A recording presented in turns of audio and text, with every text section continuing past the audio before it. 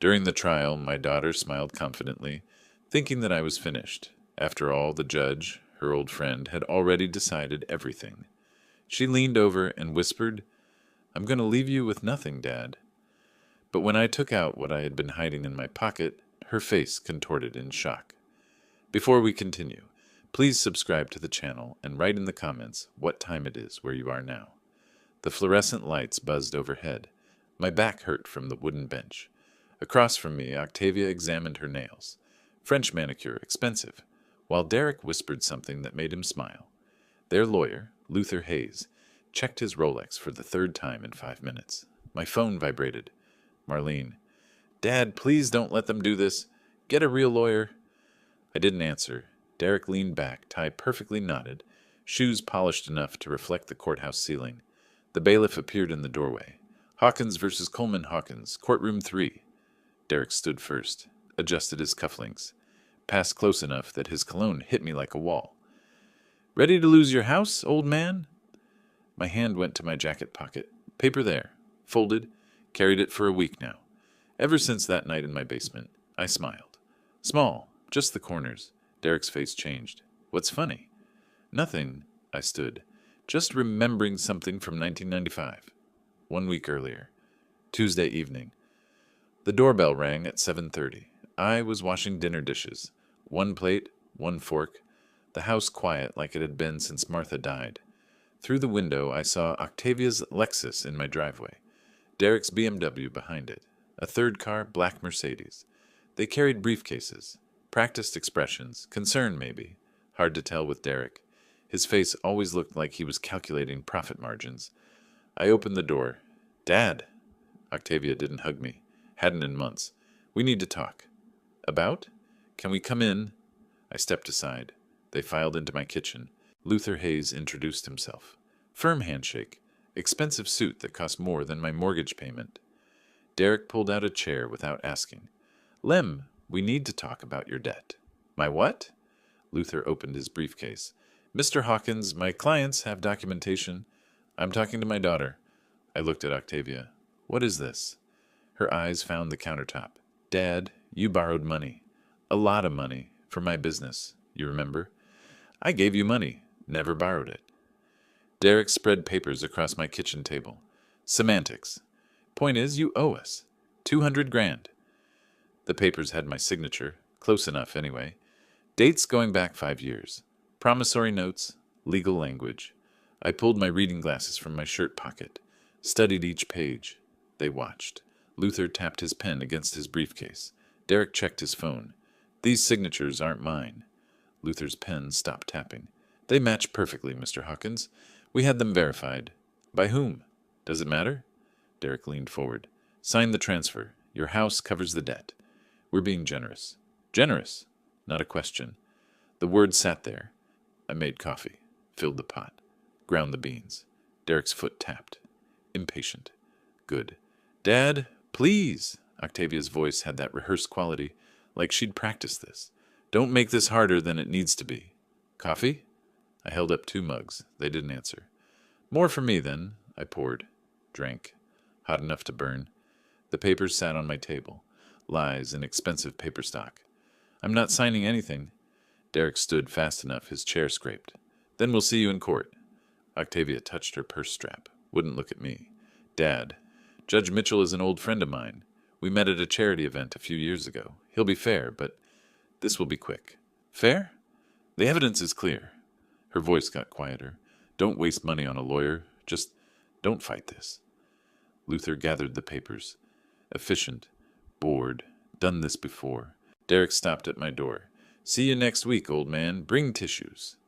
Their cars backed out. Taillights disappeared down Hickory Street. I stood at my kitchen window. Counted to 100. Old habit. Martha used to say I needed to count before making decisions. Then I went downstairs. My basement smelled like old paper and concrete. Filing cabinets lined 3 walls. 40 years of court transcripts. Every case I'd stenographed, typed, archived. People thought digital was better. Digital disappeared. Paper lasted. I went to cabinet 7. Drawer 3. Didn't hesitate. Muscle memory from decades of filing. March 15th, 1995. The transcript was yellowed, edges soft. My handwriting in the margins, shorthand notes. Questions I'd had then. Young Lem, 28 years old, new father, recording every word of State versus Marcus Wells. I remembered that day. Prosecutor Horace Mitchell, nervous, ambitious, presenting evidence that didn't quite match. A knife, found in the suspect's apartment. Fingerprints perfect. Timeline wrong. My notes showed it. Evidence log dated Monday. Mitchell testified police found it Thursday morning. 3 days. Someone held that knife for 3 days. I'd known then something was off. I'd said nothing. Too young, too scared, too much mortgage, and too little courage. Marcus Wells served 15 years. Mitchell became a judge. I pulled my phone from my pocket. 3 calls. First, Des, it's Lem. We need to talk. His voice came through tired. Lem? Haven't heard from you in months. What's wrong? Remember that case in '95? The Wells murder trial? Pause. Long one. Lem, tomorrow. O'Malley's bar. 6 o'clock.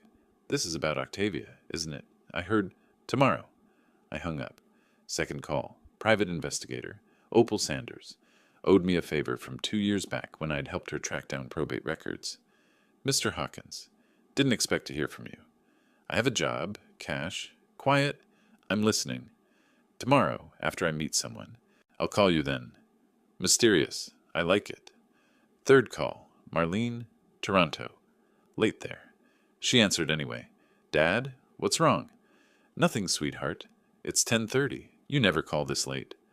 Octavia came by tonight. Silence, then. Dad, I can fly down. I can loan you money for a lawyer. No need. Dad, Derek is a snake. You need help. I have help. Trust me. What are you planning? The transcript sat on my workbench. 30 years old. Perfect condition. Something I should have done 30 years ago. Back to the courthouse. Present day. The courtroom door opened. Judge Mitchell's chambers visible through the gap. Wood paneling. American flag. Law books nobody read anymore. Octavia touched my arm. First contact in months. Dad, I'm sorry it came to this. I looked at her hand. Pulled away. Gentle. Final. No, you're not. Not yet. What's that supposed to mean? The bailiff held the door. Luther Hayes walked through first. Derek followed. That smirk again. I patted my jacket pocket. The transcript there. Safe. Ready. You said this would be quick, Octavia. I met her eyes. You're right about that. 24 hours after Octavia and Derek left my house, I walked into O'Malley's bar on Broad Street. 6 days before that courthouse moment. My Camry sat in the public lot 2 blocks away. Walking gave me thinking time.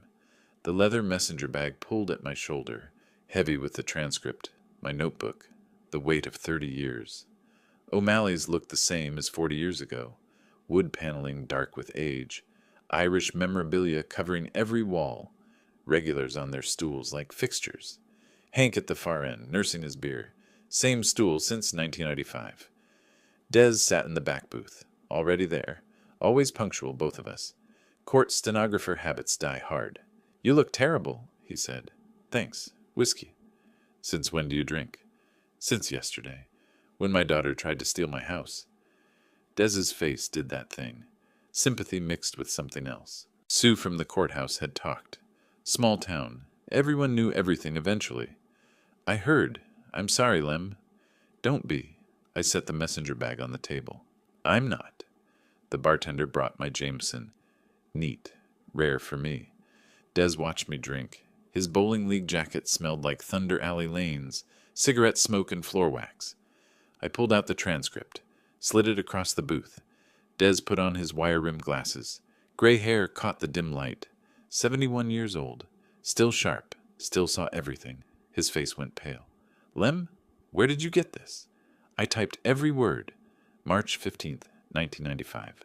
State versus Marcus Wells. He flipped pages, slow, careful. His finger traced my margin notes. The questions. The timeline that didn't work. These notes. You're saying Mitchell fabricated?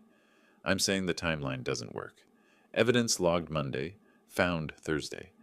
Mitchell testified he was present when they found it Thursday morning. That's... Des's voice dropped. That's evidence tampering. That's a felony. Yes. Marcus Wells. Des removed his glasses, rubbed his eyes. I remember that case. He did 15 years. Innocent. The word hung there, heavy, final. Des drank his beer, set it down carefully. Why didn't you report this? 30 years ago. My hand found the glass. Second drink. My hands don't shake, except once, just then. I steadied it. I was 28, Des. Octavia was 2. I had a mortgage. I convinced myself maybe I was wrong. Maybe I misread the log. But you kept the transcript. I kept everything. Every transcript, every case. I finished the whiskey, because part of me knew. Someday, you couldn't have known it would matter like this. No, but I'm glad I kept it. The glass was empty. Good. Universe has a dark sense of humor. Des turned pages, reading my notes again. Stenographer's shorthand. Codes only we understood. Court language, evidence language. The language of people who recorded truth for a living. Lem, this is nuclear. You could end Mitchell's career. I know. You could also get yourself in trouble. Why did you keep evidence of a crime? It's not evidence. It's my work notes. Perfectly legal.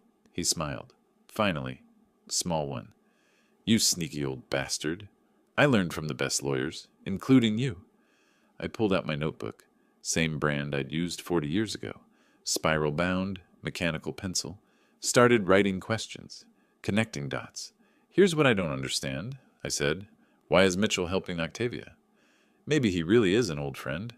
No, judges don't risk their careers for friends' civil cases. There's something else. Derek? Has to be. Mitchell's what? 65? Respectable. Careful. Why would he tank his reputation? Des leaned back. The booth creaked. Unless someone's forcing him. Exactly. Derek knows something, or has something. So you need to find out what. I wrote Derek's name in my notebook. Drew a line to Mitchell's. Question mark between them. I called Opal Sanders this morning. Des's eyebrows went up. The PI? She still owe you that favor? She does. She starts digging tomorrow. Derek and Mitchell. What connects them? She reliable? She's 29, drives a beat-up Honda, lives on Red Bull in spite. I closed my notebook. She once tailed a cheating husband for 3 days in a clown costume because it was the only disguise she had. But she found out he had 2 other families in 2 other states. So yes, Des. She's reliable. He laughed. First real sound that cut through the bar noise. Hank glanced over, looked back at his beer. We talked logistics, timeline, court in 6 days. Mitchell presiding. No conflicts of interest declared. Because Octavia was his friend, not his blackmailer's partner. My hand went across the table. Gripped Des's wrist. Rare contact. He noticed. Don't tell Marlene, I said. She'll worry. Lem, promise me. He nodded. I released his wrist. Picked up the transcript. Handled it like glass. Precious. Dangerous. Been protecting it for 3 decades. Waiting without knowing I was waiting. You know what kills me? I said. I was sitting on this bomb for 30 years, and my daughter picked the worst possible judge to threaten me in front of. If Derek's the mastermind he thinks he is, he should have done his research. Then again, he calls me old man like it's an insult. Des smiled. Old means you remember. Old means I have receipts. Hank shifted on his stool, closer to our booth, pretending to read the menu he'd memorized in 1990. The Wells case, I said, quieter. March 95. Terrible thing. Hank's head turned, just slightly. My stomach dropped. You know they let him out eventually, Hank called over. Saw it in the Chronicle, DNA or something. Innocent the whole time. Terrible thing. I froze. Des's eyes widened. Yeah, I said. Casual. Forced. Terrible. Hank returned to his beer, but the damage was done. Small town, small bar. People remembered. People talked. Des leaned close, whispered, You need to be more careful. If word gets to Mitchell, you're asking about that case. I know. The transcript went back in my bag. We needed to leave. Move faster. Court in 6 days. No more public discussions. Everything goes through Opal now. We stood. Des threw cash on the table. Too much. Nervous. We walked toward the door. My phone buzzed. Text message. Unknown number. I opened it. My face must have changed. Des grabbed my arm. What? I showed him the screen. Photo. Recent. Derek and Judge Mitchell. Together. Mitchell's chambers. Mitchell handing Derek a document. both smiling, comfortable, familiar. Timestamp, yesterday. The day after Octavia and Derek threatened me. Below the photo. Thought you should see this. You have friends. OS. Opal Sanders. Already working. Already finding things. Des stared at the photo. Lem, Derek's in the judge's chambers the day after threatening you. That's not just suspicious. That's confirmation. My voice came out flat. Calm. The opposite of what I felt. Mitchell's not helping Octavia. He's helping Derek. And whatever Derek has on him, it's big enough to risk everything. My phone buzzed again. Another text from Opal. There's more. Call me tonight. Private. This goes deeper than you think. I stood in O'Malley's doorway. The bar noise behind me. Augusta night ahead. My daughter wasn't the mastermind. She was another victim. And Derek's game was more dangerous than anyone knew. I called Opal Sanders from my Camry. Engine off. Street lights cast orange through the windshield. Des sat in his car 3 spots over, waiting, making sure I got home safe. Old friend habits. She answered on the first ring. Mr. Hawkins, that photo is just the start. What else did you find? Derek Coleman, sealed criminal record 2018, Richmond County. My hand tightened on the phone. Sealed by whom? Take a wild guess. Judge Horace Mitchell signed the order. The pieces clicked. So Derek has leverage. Bingo! I'm pulling the case file tomorrow. Won't be easy. Sealed records are sealed. But I have a friend in the clerk's office. How much do I owe you for this? You got my brother's DUI dismissed in 2019. Testified about chain of custody errors. Remember? I remembered. Young kid, 22, stupid mistake. My testimony about the evidence log saved him. Then we're even. Well, getting there. We talked for 45 minutes. She'd been staking out Mitchell's courthouse office since morning. Watched Derek arrive at 2, stay 90 minutes, leave with a folder. She ran preliminary backgrounds. Derek's sealed case, his financials, his connections. There's more, she said. That charity gala in 2022, where Octavia supposedly met Mitchell by chance? What about it? Derek donated $5,000. Unusual for a mid-level realtor. He specifically requested a table near Mitchell. My breath caught. He planned it. 3 years ago. Whatever he's doing, he's been working it for a long time. I drove home. 20 minutes through empty Augusta streets. My house looked smaller somehow. Darker. I parked in the driveway and sat there.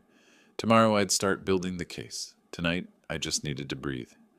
Morning came at 5. No sleep. I went downstairs. My basement became a war room. I pulled the old corkboard from behind the filing cabinets, propped it against the wall, started pinning documents. Timeline in blue marker across the top. 1995. Wells case. 2005. Mitchell becomes judge. 2018. Derek's sealed case. 2022. Derek introduces Octavia to Mitchell. 2025. Present. Yellow sticky notes with questions. Red string connecting events. Actual string. I looked like a conspiracy theorist, or a TV detective. Difference being my conspiracy was real, and I had receipts. 30 years of receipts. I briefly considered adding photos of Derek with a red X through his face, but that seemed dramatic. I settled for a printout of his smug LinkedIn profile photo instead. Same effect. The stenographer part of my brain loved this. Visual patterns, connections, timeline inconsistencies jumping out in red string. My phone buzzed. Email from Opal. Subject line, you'll want to sit down. I sat. The email had attachments. Security footage stills from the 2022 gala. Derek approaching Mitchell deliberately. Octavia introduced minutes later. It wasn't chance. It was choreographed. But why? What was Derek's endgame 3 years ago? I printed everything, added it to the wall, stepped back. The pattern was there. I just couldn't see all of it yet. That afternoon, I drove to Waffle House on Gordon Highway. 15 minutes. Marcus Wells sat in a corner booth, coffee already cold in front of him. He looked 70. He was 55. Prison does that. You're the stenographer? His voice was rough. From my trial. I was. I'm sorry, Mr. Wells. Sorry? You knew Mitchell lied? I suspected. The timeline didn't match. But I was 28. New father. Mortgage. The word stuck. I didn't have proof. Just notes. I did 15 years. I know. and I can't give you those years back, but I can help you get justice now." Wells laughed. Bitter sound. "Justice? Man's a judge now, untouchable. Not if we do this right. He's dirty. Was dirty then, is dirty now. And now he's helping someone steal my house. Karma's a funny thing." I slid the transcript across the table. He read my margin notes slowly. His hands shook. "What do you need?" "You're the victim. The proof Mitchell fabricates evidence. When the time comes, I need you to tell your story. Publicly." "When?" "Soon." He studied me, evaluating. "Why should I trust you? You stayed quiet for 30 years. Fair question. Because I'm not asking you to trust me. I'm asking you to trust yourself. You know what happened. You know Mitchell lied. Help me prove it." Wells folded the transcript, pushed it back.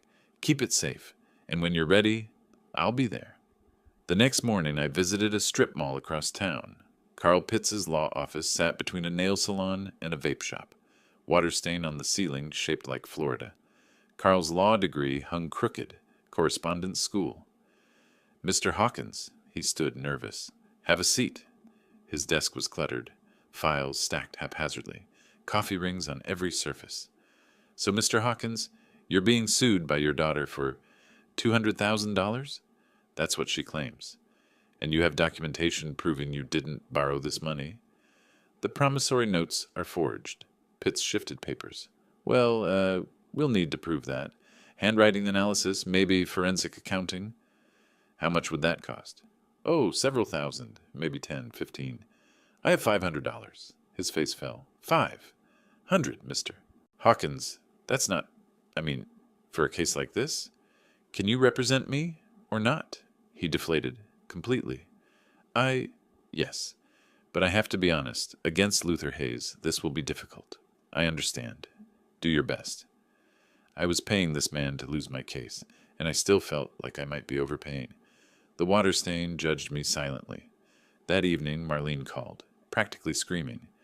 "Dad, I Googled Carl Pitts. He has a 2-star rating on Yelp." "Since when do lawyers have Yelp ratings?" "Since forever. Dad, he lost 12 out of 14 cases last year." "Those were DUIs." "Exactly. He loses DUIs. How is he going to handle property law against Luther Hayes?" "Marlene, I can loan you money. 20,000. Get a real lawyer." "No." "Dad, you're being stubborn. This is your house. Where will you live?" "Trust me, sweetheart." "That's what you keep saying, but have I ever let you down?" Quieter now. "No." "Then trust me now, please." She hung up. Not angry, just scared. I didn't blame her.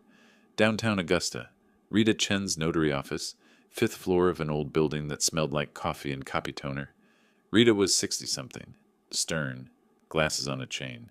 Took her job seriously. I laid the 1995 transcript on her desk, my stenographer's certification from that era beside it. "Mr. Hawkins, this is 30 years old. I made that copy in 1995. It was legal then. Stenographers kept working copies." "And you've had it since?" "In my basement. Every transcript I ever made. I never throw anything away." She examined my certification. My signature from 3 decades ago. The transcript pages. "This could be explosive if it proves a judge fabricated evidence." "Yes." Rita stamped the document. Official seal. "I'm notarizing that this appears to be a legitimate court transcript copy, and that you've provided your certification ID from 1995. What you do with it is up to me. Thank you, Rita." Thursday evening. Bowling alley. Des was horrified. "Carl Pitts. You hired Carl Pitts." "I did." "The man who once showed up to court with his fly unzipped? Was it unzipped the whole time?" "Lem, this isn't funny." "It's a little funny, but it's necessary." "Explain." I set down my bowling ball. "If I hire a good lawyer, I might actually win the case. Or draw it out. Or settle." "And that's bad?" "That's incomplete. I don't want to beat Octavia in civil court. I want to expose why Mitchell is helping Derek. I need Mitchell confident, smug, making mistakes." Understanding dawned in his eyes. "So you're going to lose. Spectacularly. And when Mitchell thinks he's won, when Derek thinks he's safe, when Octavia thinks I'm defeated, you pull the transcript. I pull the transcript." But something bothered me. At the bar earlier, I'd mentioned the Wells case, not loudly. But Hank, old regular at the end, had perked up. "Wells case? I remember that. I'd changed the subject fast, but damage was done. Small town. People talked.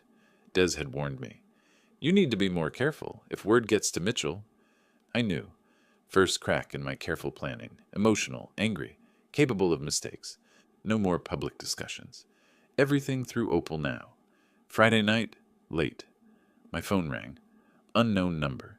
Mr. Hawkins, this is Horace Mitchell. I froze. Judges don't call litigants. Ever. Judge Mitchell? Mr. Hawkins, I'm calling off the record. This lawsuit, your daughter's lawsuit. What about it? His voice was strained. Tight. I'm required to hear the case. It was randomly assigned to me, but I want to be fair. Fair? I'm just saying, if you wanted to settle before trial, I would encourage both parties to consider that option. Judge, is everything all right? Long pause. Too long. Just think about settling, Mr. Hawkins. It would be better. For everyone. He hung up. I sat in my basement, surrounded by my war room, red string, timeline, questions. Mitchell was terrified. Derek was pushing him. The judge tried to warn me, or it was a trap. I called Opal immediately. Mitchell just called me, directly. That's insane. Judges don't do that. He told me to settle. Said it would be better for everyone. Lem, either Mitchell is trying to help you, or Derek told him to scare you off. Either way, I'm in deeper than I thought. Court in 3 days. And now Mitchell knew I wasn't backing down. I woke up at 5 a.m. on the day I planned to lose everything. Coffee first, black, then shower, then choosing what to wear. My father's watch. My best suit from Martha's funeral 3 years ago. The uniform of defeat. The 1995 transcript went in my inside jacket pocket. Folded carefully. Safe. I drove to Richmond County Courthouse, parked in the public lot. Carl Pitts arrived in an ancient Corolla, looking like he might vomit. Luther Hayes stepped from a Mercedes, checking his phone. Bored already. Derek and Octavia arrived together, her Lexus. He got out first, opened her door. Gentleman act. She wore navy blue, professional, trustworthy. Derek saw me across the lot, that smirk. I nodded once. Kept walking. Courtroom 3. Second floor. I'd been here 1,000 times. Recording cases, other people's disasters. Now mine. Judge Mitchell entered at 9 sharp. Gray hair, expensive suit, exhausted face. All rise. We rose. Mitchell's hands shook when he shuffled papers. His eyes found Derek in the gallery. 3rd row, then looked away fast. Luther Hayes stood. Smooth. Polished. Your Honor, this is a straightforward case. The defendant, Mr. Lemuel Hawkins, borrowed $200,000 from his daughter over 5 years. We have documentation. We have bank records. We have Mr. Hawkins' own signed promissory notes promising repayment. He displayed documents on a screen. Blown up. My alleged signature. Dates. Amounts. The total debt is $200,000. Ms. Coleman Hawkins has been patient. She's been understanding. She's been generous. But her father has refused every request for repayment. She has no choice but to seek legal remedy. Perfect delivery. Practiced. Convincing. Mitchell looked at Carl Pitts. Mr. Pitts, your opening. Carl stood, papers shaking in his hands. Yes, Your Honor. My client, Mr. Hawkins, he maintains that these signatures are not authentic. He gave money to his daughter. He didn't borrow it. Mitchell leaned forward. Do you have evidence of forgery? We would need to hire an expert. Do you have an expert? Not at this time. Then sit down, Mr. Pitts. Carl sat, deflated. I patted his arm. You're doing fine. He looked like he might cry. Luther Hayes called Octavia to the stand. She took the oath. Sat.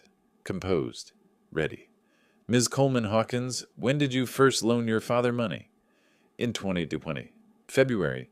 He called me, said his pension wasn't enough for repairs on his house. The roof was leaking. How much did you loan him? $15,000. And did he promise to repay you? Yes, he signed a note. Hayes showed the document.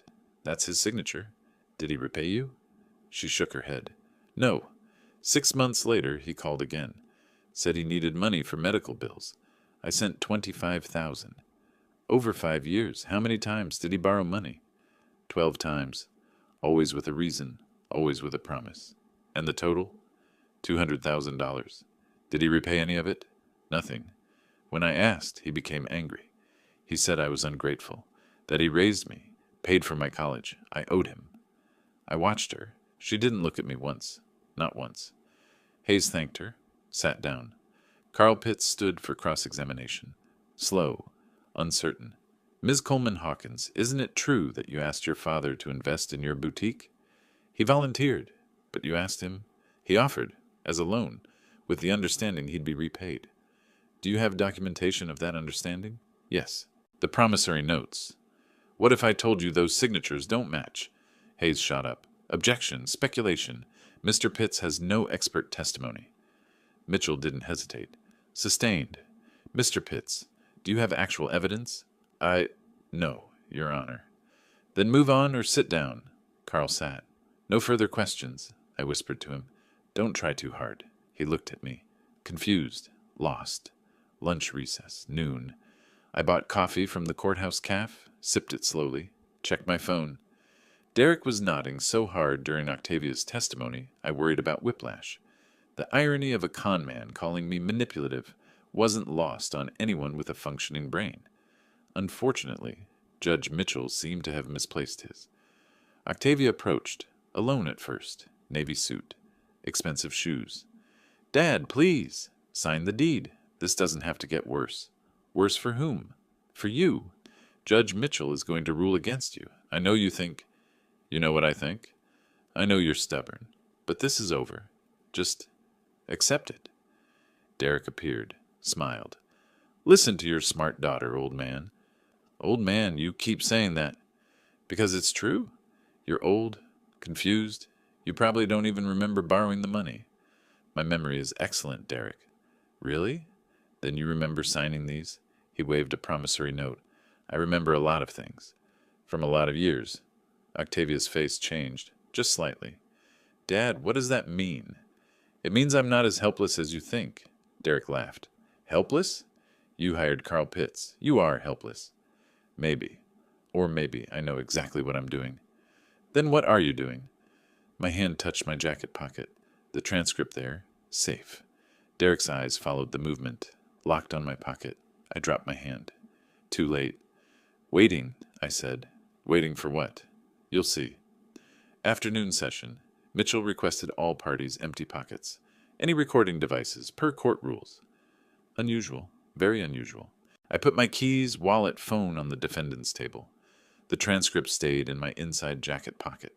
Technically internal, not a pocket. But Derek watched. Close. Suspicious. I'd underestimated him. He wasn't just a con man. He was observant. Careful.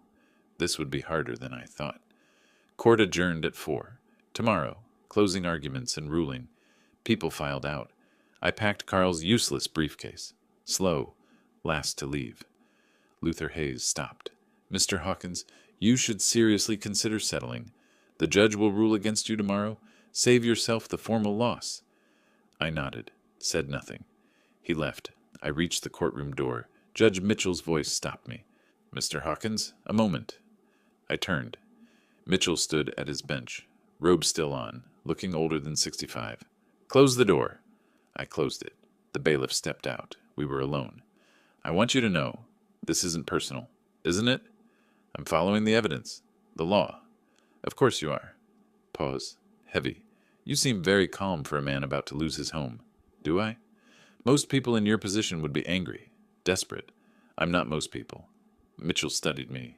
No, you're not. You were a court stenographer. 40 years. 39 years and 8 months, but yes. Then you've seen a lot of cases. Thousands. Seen a lot of judges. Good ones, bad ones, and everything in between. His voice dropped, barely audible. What kind am I? I looked at him. Really looked. Saw the man behind the robe. Trapped. Scared. Guilty. You were a good prosecutor once, Horace. 1995. State versus Marcus Wells. Remember that case? His face went white. Absolutely white. His hand gripped the bench edge. I was the stenographer. I remember it very well, every word. Get out. See you tomorrow, Judge. I walked out, left him frozen. In the hallway, my phone buzzed. Opal Sanders. Got the 2018 file. You need to see this. Now. Tomorrow would be interesting. I slept 4 hours. Enough. Spent the rest of the night reading Opal's file on Derek's 2018 case. Now I understood everything. Court reconvened at 9. Same seat. Same defendant's table. Same worn transcript in my inside jacket pocket. Mitchell entered. Looked worse than yesterday. Gray, exhausted, trapped. Luther Hayes stood for closing. Your Honor, the evidence is clear. The defendant owes my client $200,000. We request immediate judgment. Carl Pitts tried. God love him, he tried. Your Honor, my client maintains his innocence, but we have no evidence to counter. Mitchell nodded, lifted his prepared statement. Having reviewed the evidence, the promissory notes, the testimony, I stood. Mitchell stopped mid-sentence. Mr. Hawkins? Your Honor, I have one question for the plaintiff. This is highly irregular. I've heard testimony. One question. That's all I ask. Mitchell paused. Calculation behind tired eyes. Maybe he thought I'd embarrass myself. Maybe some part of him wanted to delay the inevitable. One question, Mr. Hawkins. Then I'm ruling. Octavia returned to the witness stand, confused but confident. Derek whispered something encouraging from the gallery. She smoothed her navy suit. I kept professional distance. Octavia, do you really believe Judge Mitchell is helping you out of friendship? What? I don't... What kind of question is that? A simple one. You said he's an old friend, that you met at a charity event 3 years ago. Yes, and did you ever wonder why a respected judge would risk his reputation to help you win a civil case? Luther Hayes shot up. Objection. Relevance. Sustained. Mr. Hawkins, ask your question, or sit, because I don't think he's helping you out of friendship, Octavia. I think he's helping you because your husband is blackmailing him. The courtroom erupted. Derek jumped up. His chair hit the floor. Metal on marble. Beautiful acoustics. The courtroom had excellent sound design for dramatic moments. I appreciated that. Derek did not. That's insane. Your Honor, this is defamation. I ignored him. Kept looking at Octavia. Derek introduced you to Mitchell deliberately. It wasn't chance. Dad, what are you talking about? Derek pushed forward. Don't listen to him. He's desperate. Making up lies. Am I? I reached for my inside jacket pocket. Slowly. Everyone watched. Derek's eyes locked on my hand. I pulled out the transcript. Folded. Yellowed. 30 years of evidence. What is that? Derek's voice pitched high. What do you have? Proof. Mitchell's voice cracked. Mr. Hawkins, sit down. Proof that Judge Mitchell fabricated evidence 30 years ago. Proof that sent an innocent man to prison. Proof that your husband used to force the judge to rule in your favor. I held the transcript up. Old paper. Official court header visible. My handwriting in the margins. March 15th, 1995. State versus Marcus Wells. Murder trial. I was the court stenographer. Mitchell went white. Absolutely white. I recorded every word of that trial, Judge, including the evidence timeline that didn't match. Luther Hayes. Your Honor, I must object to this entire... A murder weapon, allegedly found in Marcus Wells' apartment on Thursday morning. But the evidence log I saw, the log I transcribed, showed it was tagged and logged on Monday, 3 days earlier. Mitchell stood, swayed. Bailiff! Someone held that weapon for 3 days. Someone added Wells' fingerprints. Someone fabricated evidence. And that someone was prosecutor, Horace Mitchell. Derek screamed. This is all speculation. He has no proof. I looked at the back row. I have 30 years of proof. My notes, my observations, my sworn testimony as an officer of the court. Marcus Wells stood, slow, deliberate. I'm Marcus Wells. The courtroom went silent, actually silent. I spent 15 years in Georgia State Prison for a murder I didn't commit. 15 years. My wife left. My children grew up without me. My mother died while I was inside. Mitchell sat down heavily, like his legs gave out. You did that, Judge Mitchell. When you were a prosecutor, you put me there with your lies, Octavia whispered. Dad, is this true? It's true, every word, and I can prove it. Derek turned to her, desperate. Don't believe him. Your father is manipulating you. This is crazy. Is it? Is it crazy, or did you know about this? Baby, Did you know? Mitchell hit the gavel. Weak strikes. Tap, tap, tap. It sounded less like order in the court and more like, please stop yelling at me. 30 years as a judge, and he'd forgotten how to use his hammer. Karma had a sense of timing. This court is in recess. Bailiff, clear the courtroom. I looked at him. Really looked. Are you recessing, Your Honor, or are you running? Mr. Hawkins, you are in contempt. I'm in contempt? You fabricated evidence that destroyed a man's life. Clear the courtroom. The bailiff approached, gentle hand on my arm. Sir, you need to come with me. Of course, I've said what I came to say. As I walked down the aisle, I passed Octavia, still frozen in the witness box. Your husband isn't who you think he is. Neither is your friend the judge. Dad? And those promissory notes? Check the signatures yourself, Octavia. Really look at them. The hallway buzzed, lawyers whispering. Someone had photographed the transcript through courtroom windows. Marcus Wells followed me out. We stood together, didn't speak, just shared a nod. Derek burst through the doors, wild-eyed, disheveled. He grabbed my arm. I shook him off. Don't touch me. That transcript proves nothing. It's your notes. Hearsay. Is it? We'll let the Georgia Bar Association decide that. You'll regret this. I'll destroy you. You'll what? Blackmail another judge? That worked out well. Desperation replaced anger. You don't understand. Mitchell wasn't what? Innocent? No, he wasn't. Neither are you. He changed tactics. Octavia will never forgive you for this. You've ruined her life. No, Derek, you did that. My phone rang. I answered, listened. When? Pause. Are you certain? Pause. I'm on my way. I hung up, looked at Derek. That was Opal Sanders, my private investigator. His face changed, fear replacing everything else. She's at your house in Atlanta, your other house, where your other family lives.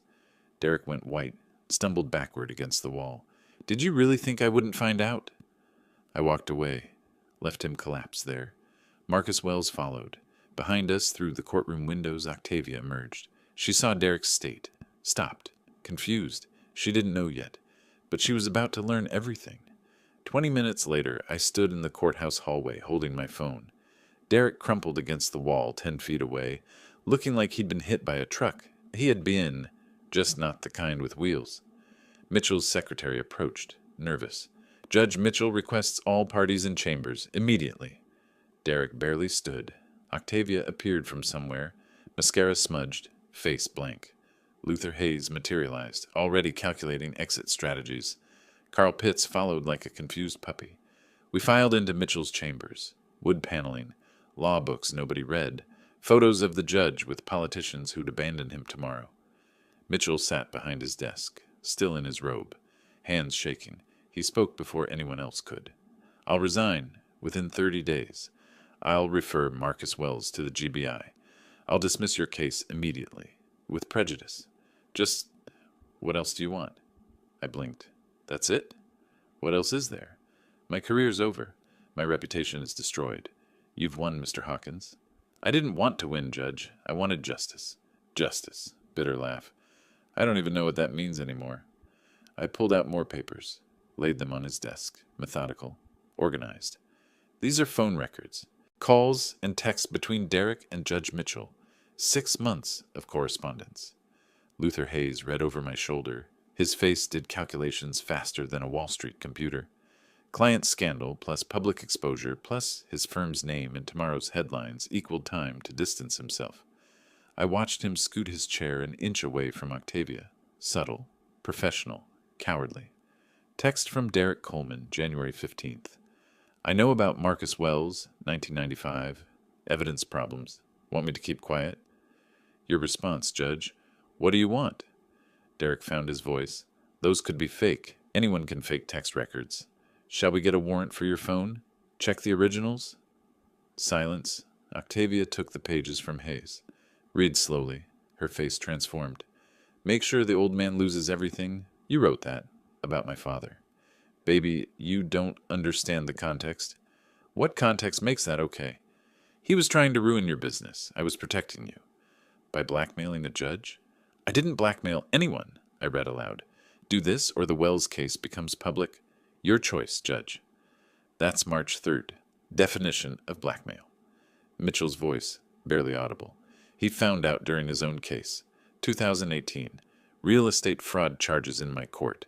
He was looking for ways to, and he found Wells. Derek rounded on him. This is your fault. If you'd just ruled for Octavia like you promised, like I promised, you threatened me, you forced me. You came cheap for a judge.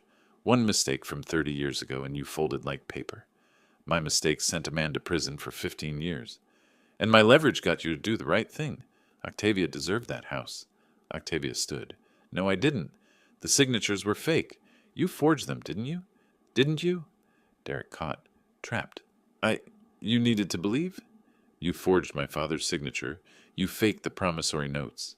You dragged me into court to lie for you. For us! For our future! We don't have a future. Luther Hayes stood. Mr. Coleman, I'm withdrawing as counsel, effective immediately. You can't do that. I absolutely can, and I am. Good luck. He moved faster than I'd ever seen a lawyer move without hourly billing involved. The door practically left scorch marks. I respected his survival instincts. Rats, sinking ships, and all that. He'd probably bill Octavia for the exit. Octavia held her phone, searching something. Her face went through stages. Confusion, comprehension, devastation. Derek, who is Heather Morrison? He paled. Who? I don't... 2847 Riverside Drive, Atlanta. House in your name and hers. Who is she? That's business. It's complicated. Is she your wife? No. God, no. She showed him her phone screen. Then why are there photos of you two at a wedding? From 2017? Long silence. Heavy. Crushing. Octavia, I can explain. You're married to her. It's not a real marriage. It was for tax purposes. Tax purposes. That was a new one. I'd heard a lot of excuses in 40 years of courtrooms. But I committed bigamy for tax purposes? That was creative. Stupid, but creative. The IRS would be fascinated. Tax purposes? And she knows about you. She's fine with it. You have another family. Octavia, please. 2 children. I can see them in the photos. How old? Baby, listen. How old? Derek deflated completely. 7 and 5. We've been married 6 years. Pause. Long. Heavy. You married me while married to her, while raising her children. It's not like that sounds. She looked at me, tears streaming. Real ones, not performance. Dad, I'm so sorry. I'm so sorry. Derek tried to reach for her. She jerked away. Get away from me. Without me, you have nothing. Your business is in debt. Your father hates you. No, he doesn't. But I think I'm starting to hate you. Derek lunged for the desk, trying to grab the transcript. Destroy evidence. Carl Pitts blocked him. The lawyer who couldn't object properly, who'd lost 12 out of 14 DUI cases, who had a water-stained ceiling and a crooked law degree, just turned into an action hero. I don't think so, Mr. Coleman. The bailiff entered, grabbed Derek. Sir, you need to leave. Now. Derek fought, screamed. This isn't over, Lem. You haven't won. I watched him dragged out. Yes, Derek, I have. My phone buzzed. Text from Opal. Marcus Wells arrested. County jail. Confronted Mitchell in parking lot. Need bail. I texted Des immediately. Kept my face neutral. One complication. Manageable. Mitchell signed the dismissal order. Typed his resignation letter. His hands shook the entire time. Judge Mitchell, here's what happens next. You dismiss the case. Today, you submit your resignation letter. Tomorrow, you cooperate fully with the GBI investigation. And if I do all that, then I don't send this transcript to every newspaper in Georgia? You're blackmailing me. No, Judge, I'm giving you a choice. Something you never gave Marcus Wells. He nodded. Broken. I'll do it. All of it. Parking lot. Late afternoon. I was exhausted. Victorious. Done. My phone rang. Unknown number. Mr. Hawkins? This is Heather Morrison, Derek's other wife. I stopped walking. Ms. Morrison, I'm surprised to hear from you. I bet. Look, I heard what happened in court today. Someone posted about it online already, and I need you to know something. What's that? Derek didn't just scam you and the judge. He scammed me too. The house in Atlanta. He took out a second mortgage I didn't know about. He's been stealing from both families. I'm sorry to hear that. Don't be sorry. Be ready.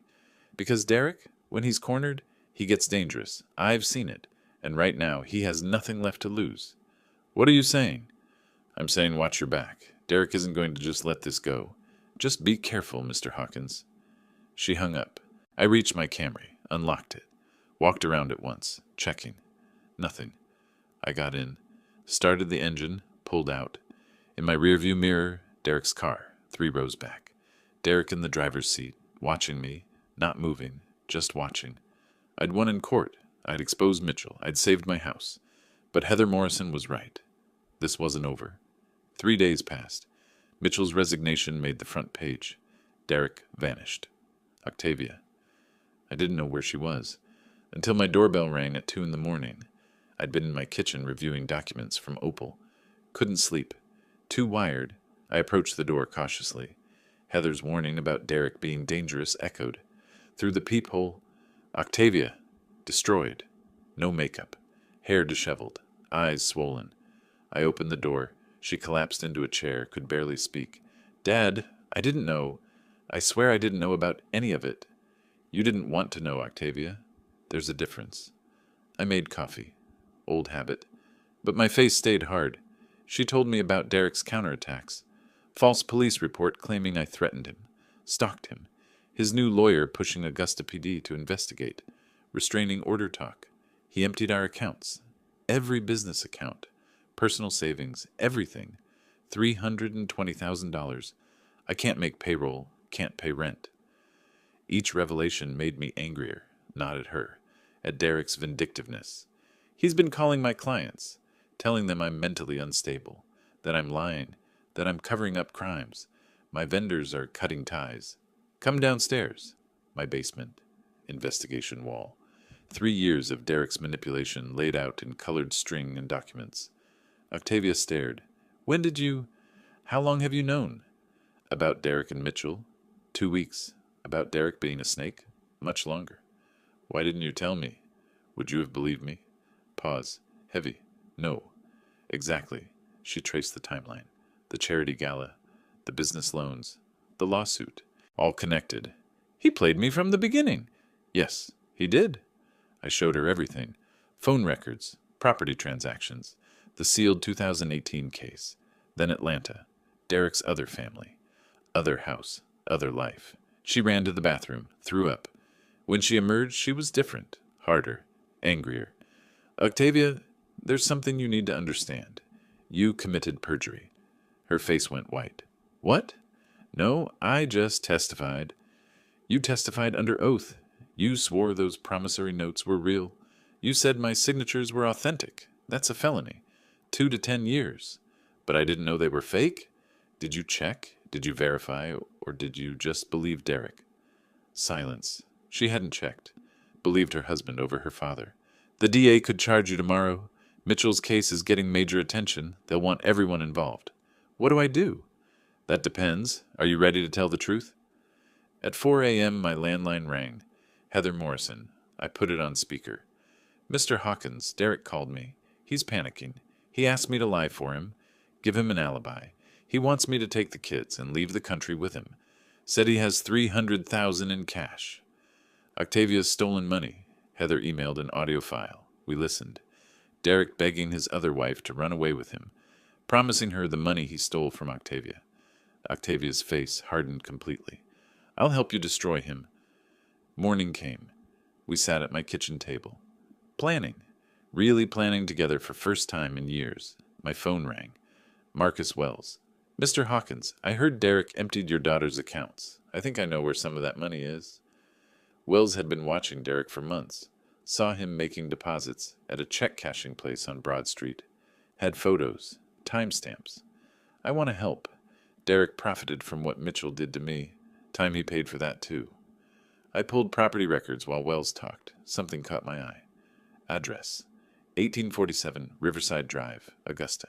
Derek purchased it in 2019 from W Family Trust. I checked my notes. Wells' family address. Marcus, did Derek buy your family's house? Long pause. How did you know? Property records. $45,000.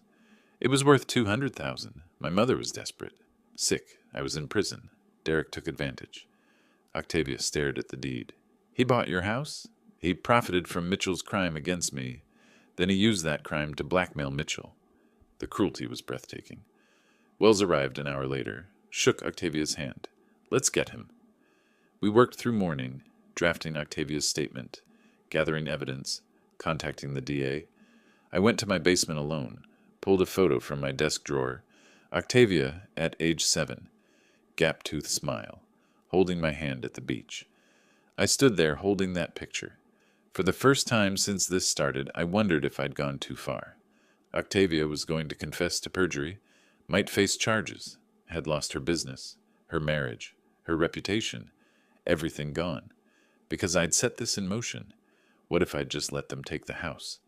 I looked at my investigation wall. Marcus Wells' photo. 15 years stolen. Derek's multiple families. His frauds. His manipulations. No, I didn't start this. Derek did, and maybe this was the only way to save her. Sometimes you burn away the infection to save the patient. I put the photo back, went upstairs. Octavia looked up from her typing. Dad, you okay? Yes, sweetheart, I'm okay. Late evening. Email from Opal. Urgent, found him. Derek in Augusta. Still in town. Grand Hotel, downtown. Under fake name. She attached surveillance photo. Derek outside courthouse, talking to someone. Luther Hayes. Octavia's former lawyer, handing Derek a folder. What is Luther doing with Derek? Marcus Wells. Your lawyer who quit? He didn't quit. He switched sides. My phone rang. Luther Hayes. Mr. Hawkins, we need to talk. Do we? Derek has hired me. He has allegations. About you. About Ms. Coleman Hawkins. Coercion, manipulation, elder abuse claims. That's his desperate move? Derek has documentation. Recordings of your conversations. Texts. He's claiming you forced her to turn against him. Recordings? Derek recorded everything. Your midnight conversation, your basement meeting. He's claiming you coerced a confession. Octavia's phone. Derek had installed spyware months ago. Oh my God, he's been listening to everything. I looked at Marcus Wells, at Octavia, at our evidence. Derek knew our entire plan. So what do we do? I smiled slightly. We move faster. We go public tomorrow, before he can file anything. Tomorrow? We're not ready. We're ready enough, and Derek just made his biggest mistake. What mistake? He let us know he was listening, which means we can use that. We sat around my kitchen table, staring at Octavia's phone like it was a bomb. Derek had been listening to everything. We have maybe 12 hours, I said. We move now, not tomorrow. Tonight. The house became a war room, coffee brewing constantly. Marcus Wells calling victim advocacy groups, journalists who covered his exoneration, Octavia typing her statement. Des arrived at 4 a.m. to review everything legally. At 7:30, reporter friend Jennifer called. Derek's holding press conference in 30 minutes. He has recordings. It's bad. I hung up. Change of plans. We're not going to DA first. We're going to the press. Now. By 8:15, we were at the Chronicle building requesting emergency meeting with editorial board. While Derek's press conference happened at courthouse steps, we were inside showing editors the full picture. Complete unedited recordings, financial records, property deeds showing Wells' family theft, Mitchell's resignation letter, Heather Morrison via videoconference agreeing to public statement, phone records of blackmail. Editor Susan Torres's face transformed from skeptical to shocked. We almost got played. Derek showed you edited clips to manipulate coverage. We're publishing, today. This is the biggest scandal in Augusta legal history. At 10 a.m., Chronicle released explosive article online. Full scope of Coleman Mitchell scandal. Revealed bigamy, blackmail, property theft. Community reaction was immediate and savage. Social media exploded. Derek Coleman trending in Georgia. For 2 hours that morning, Derek had thought he won. His press conference. Luther Hayes defending him on TV. News coverage presenting both sides. Derek ordered room service breakfast at the Grand Hotel. Celebration. Then Hayes' secretary burst in. The Chronicle just published. You need to see this. Hayes read it, went white. His reputation now tied to Derek's guilt. He started damage control, which meant abandoning Derek. Again. Derek's phone started buzzing. Friends calling him lying sack of shit. Heather sending, "You destroyed our lives." He pulled up the article. Read his own words, unedited, proving his guilt. Saw Heather's testimony. Wells' story. The room service arrived. He couldn't eat. His victory lasted 120 minutes. By noon, TV news crews were hunting him. Luther Hayes called press conference to withdraw. I was provided incomplete information. Running again. The internet was merciless. Within 6 hours, Derek went from threatening press conference to national punchline. Someone created meme. Derek's face with caption, "Got married to second woman for tax purposes. Tax preparers hate this one weird trick." I almost felt bad. Almost. Then I remembered he called me old man and tried to steal my house.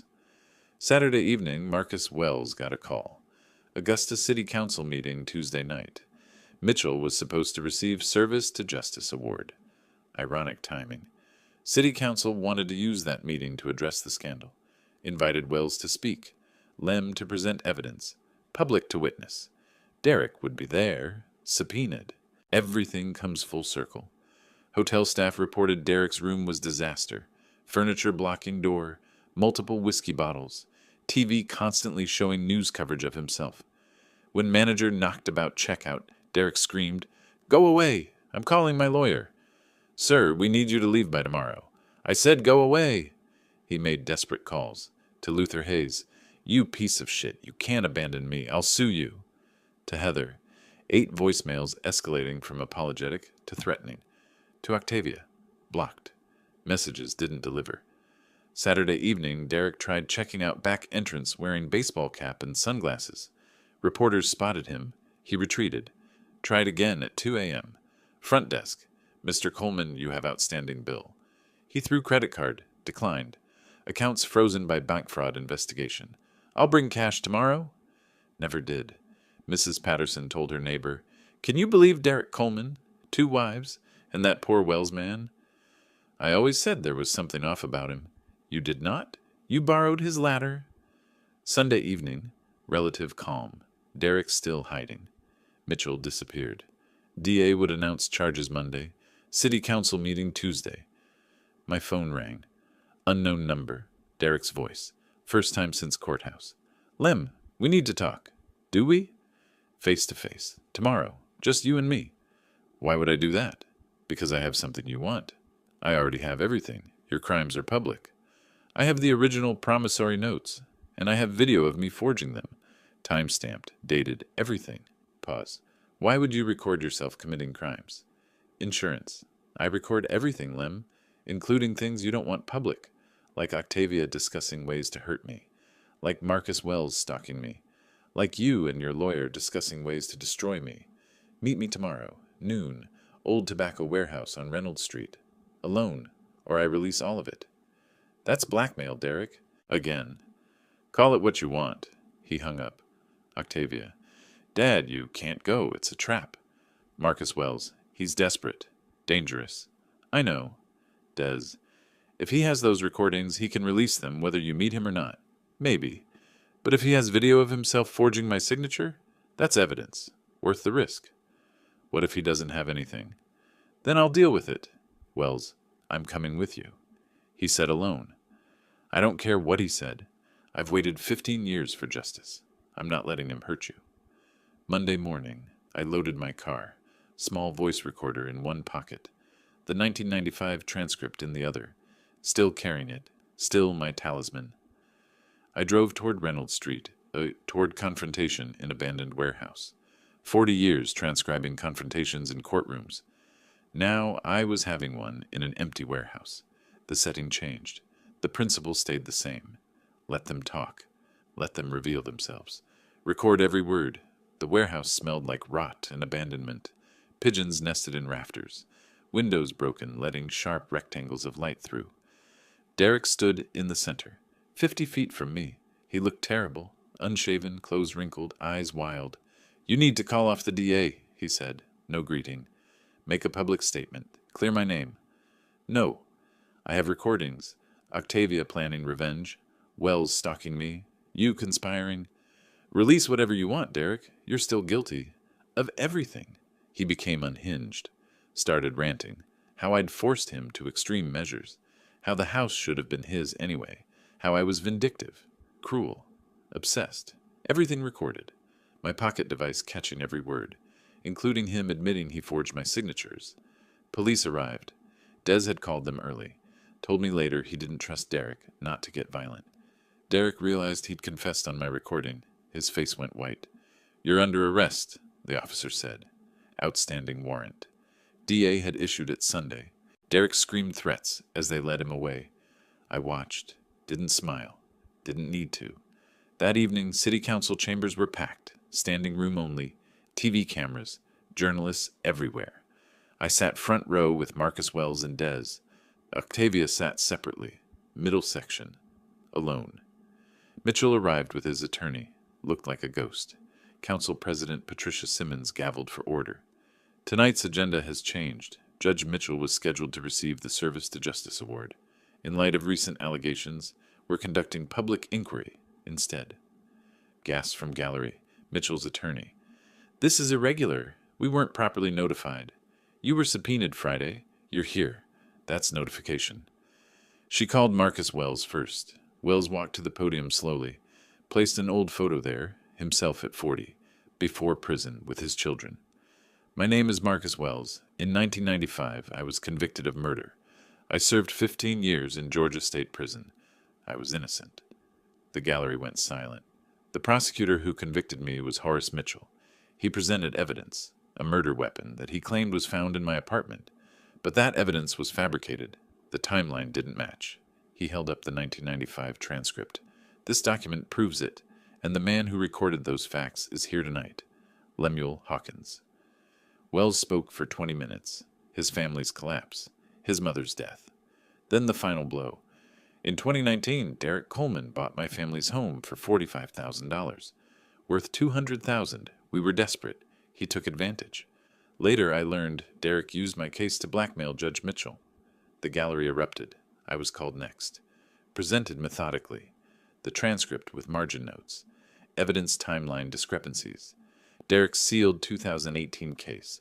Phone records proving blackmail. Property records showing Wells' family theft. Everything documented, cross-referenced, projected on screen for everyone to see. Mitchell's attorney kept objecting. "This is trial by public opinion." Simmons. "This is transparency. Continue, Mr. Hawkins." When I finished, Simmons looked at Mitchell. "Judge Mitchell, do you dispute Mr. Hawkins' testimony?" His attorney.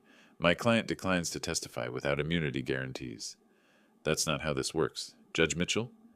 Long pause. Then quietly. "No, I don't dispute it. It's true." Sensation in the chamber. Mitchell continued. "I fabricated evidence in the Wells case. I was young, ambitious. I took shortcuts. An innocent man paid the price. Then Derek Coleman discovered it and blackmailed me. I let him.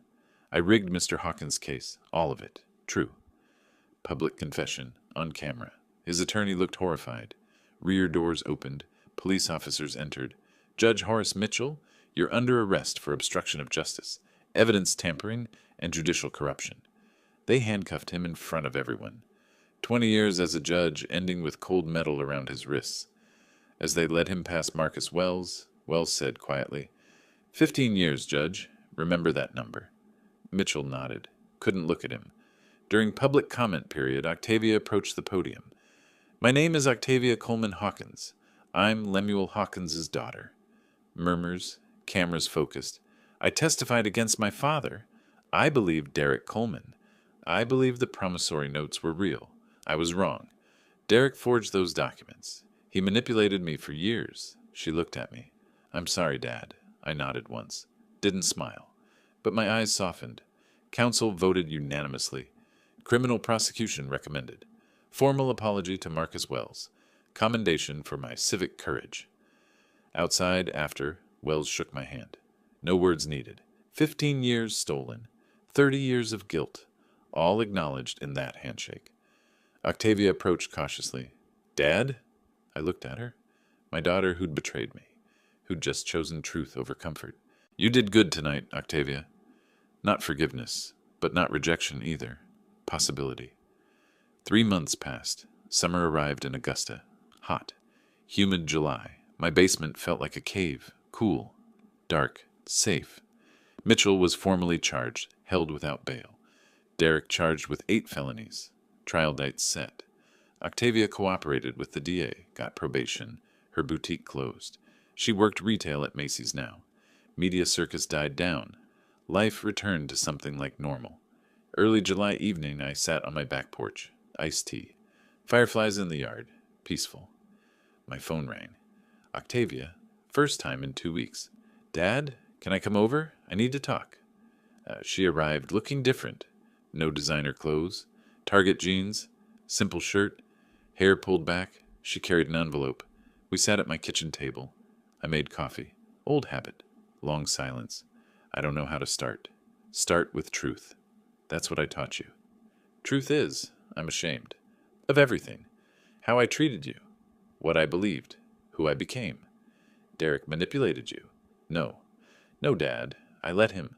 I wanted to believe him because believing him was easier than questioning why my business was failing. I chose comfort over truth. I chose Derek over you. That's on me. I nodded. I'm sorry. I know sorry isn't enough. I sued you. I testified against you. I called you a manipulator. No, it doesn't erase them. She pushed the envelope across. This is everything I have left. $4,000. From selling my stuff, working, saving. I know you spent retirement money defending yourself. I pushed it back. Keep it. Dad, you need it more than I do. Silence. Octavia, do you understand what you did wrong? Yes. Tell me, specifically. I trusted money over family. I trusted a man I'd known 6 years over my father who raised me. I didn't ask questions when I should have. I let grief over Mom make me vulnerable, and when you needed me, I turned on you. That's right, all of it. So, what now? Now you live with those choices. You rebuild. And maybe, in time, we rebuild our relationship. But I can't forgive you completely. Not yet. Maybe not ever completely. Some things don't heal all the way, she cried. I understand. But I can give you a chance. To earn back trust. To be my daughter again, if that's what you want. I do. More than anything. Then we start small. Sunday dinners. Here. You, me, and your sister when she visits. We talk. We're honest. We see what happens. Sunday dinners? It's a start. Week later, Marlene flew in from Toronto. First time both daughters were at my house together in 5 years. Tension was thick. I made them sit at the kitchen table. Your sisters. You lost your mother. You almost lost your father. Life is too short for this. They talked. Awkward. Painful. Honest. By evening's end, they weren't best friends, but they were talking. First Sunday dinner happened. Uncomfortable but hopeful. Mail arrived one morning. Letter from Marcus Wells. I opened it on my porch. Georgia had agreed to compensate him for wrongful imprisonment. $140,000 per year served. Total, $2.1 million. Then the surprise. Mr. Hawkins, without you, I'd never have gotten justice. I want to share this victory. Enclosed is a check for $200,000. You earned it. I sat with the check for 2 days. Then I knew what to do. I wrote my own check for $200,000. Put it in an envelope with a note. For a fresh start, use it to pay off debts, maybe start small business again someday. But this time, build it honestly, slowly, without debt. Consider it an investment in your future. And a gift from Marcus Wells. His suffering paid for this. Don't waste it. Dad, I mailed it before I could reconsider. Final Sunday dinner of July. Lem, Octavia, Marlene at the kitchen table. Octavia had received the check. Crying. Grateful.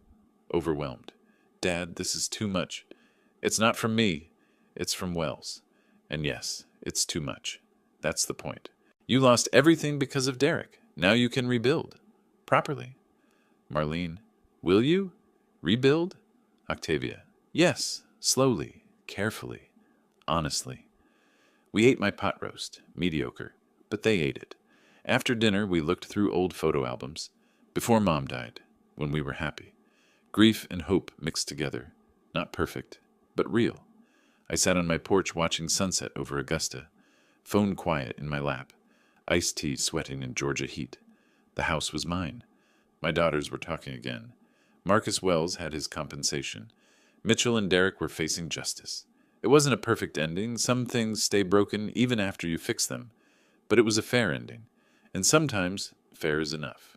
If you like this story, please like this video. Subscribe to the channel. and share your impressions of this story in the comments. To listen to the next story, click on the box on the left. Thank you for watching.